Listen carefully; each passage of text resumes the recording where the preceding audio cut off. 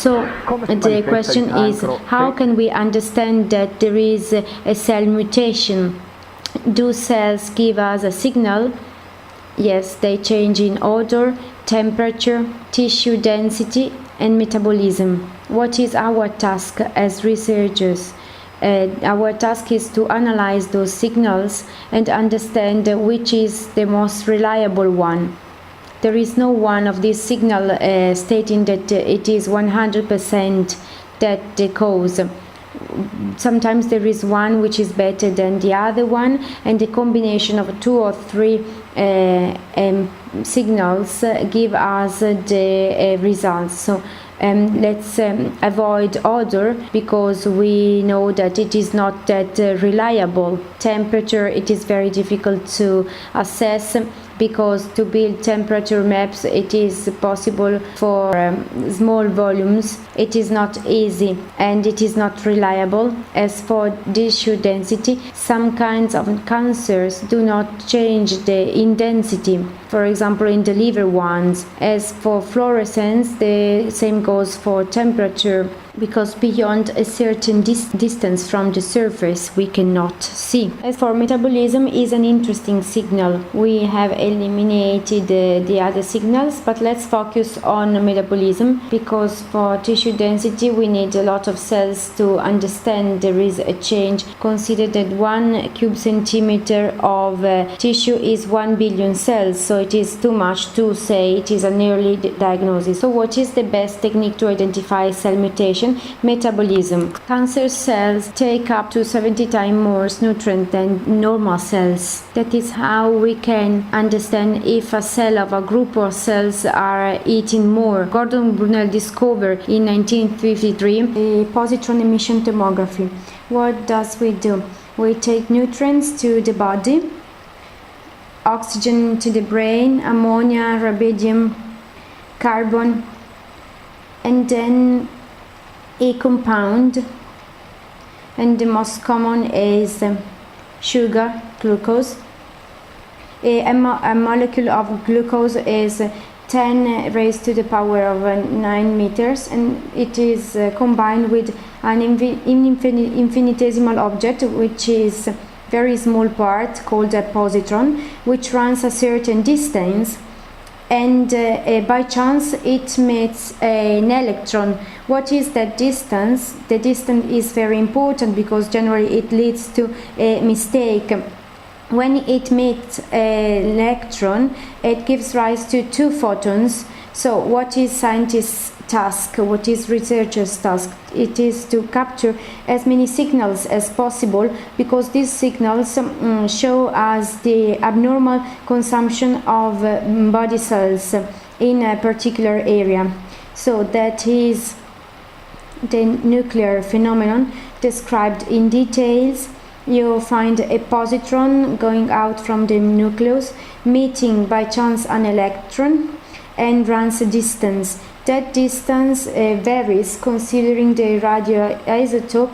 If some people say that this PET reduction is 2 millimeters, you know for sure that from a scientific point of view it is senseless, because at minimum, to be correct, you should say concerning a given radioisotope. Considering carbon, it is 2.06 millimeter. Ammonia is 3 millimeters. Oxygen used for brain studies is 4.5 millimeters. Rubidium is 13.8 millimeters. So you see there's a big mistake, plus another mistake linked to collinearity, because it is not 180 degree. And then fluoride is 1.4 millimeters. So how can we achieve early detection? We need to improve the effectiveness, so we go hand in hand to achieve our objective. What do we do?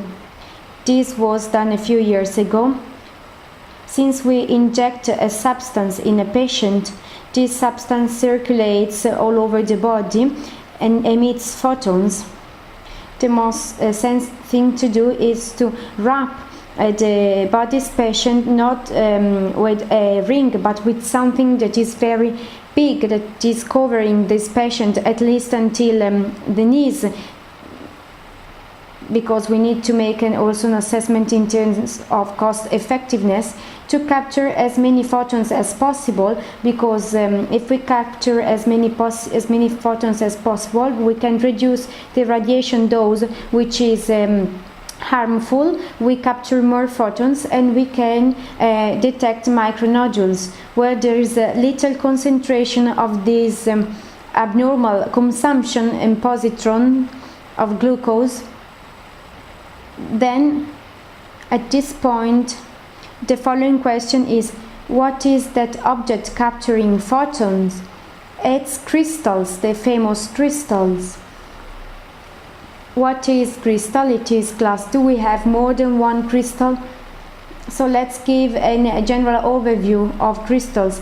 Once we use sodium iodide, then the most common crystals are BGO and LSO. These two are the most commonly used. These have some benefits, LABR3. So let's look at characteristics. We need to read these figures.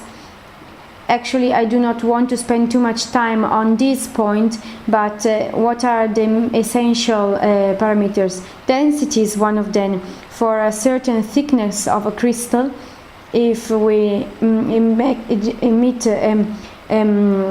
photon of 511 keV, we have 95% probability to capture it. It is like if you're wearing a bulletproof jacket and you have a not very powerful weapon, then this bulletproof jacket is protecting you, but to protect you from very powerful ones, you need a thicker bulletproof jacket. So that is density. You find 3.6747. So if I need to stop a crystal, so what is a sodium iodide stopping power, I need a double thickness than BGO and LSO, because they have a half density. What are the other characteristics? Light, what is the signal width?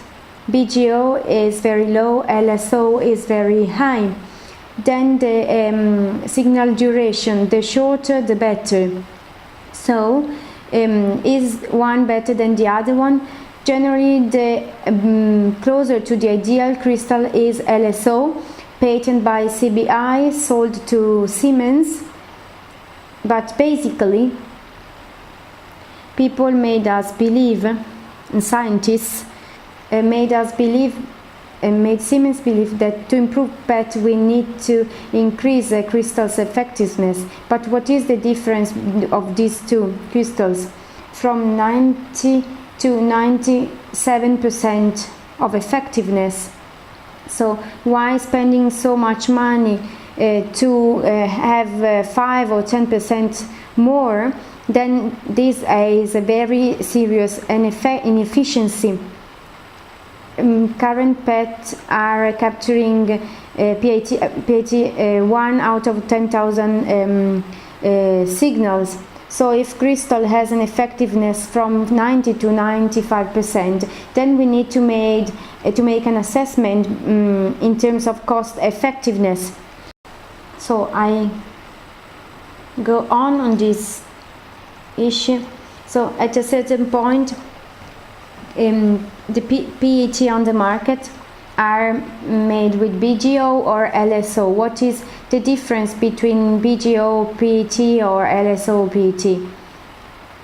In terms of effectiveness, there is not much difference. When you need a PET exam, you do not ask if it is a Siemens PET or General Electric PET. So our need is to understand and be aware of the other PET parameters, and which parameters lead to to inefficiency. Not BGO and neither LSO, because their effectiveness is from 90 to 95%. So if we try to solve this problem, and try to have a solution that works for all crystals. When choosing a crystal, we have a solution that is valid for everything. That is the one I have proposed.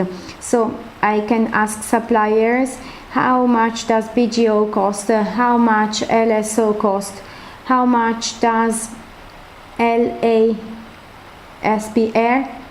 I make a comparisons between prices, and in terms of effectiveness, I buy the one that is more performing and the one that is cost effective. Then another question is how much LSO is produced at the world level.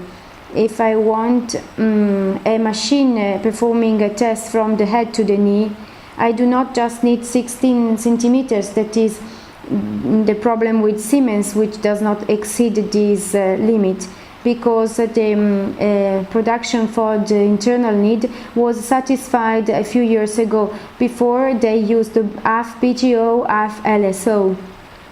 So I need to make a market assessment, and I need to work as a scientist considering the current situation around the world. So if I'm solving the problem, and I will show you in a short time, then you see that crystal is not the most important thing.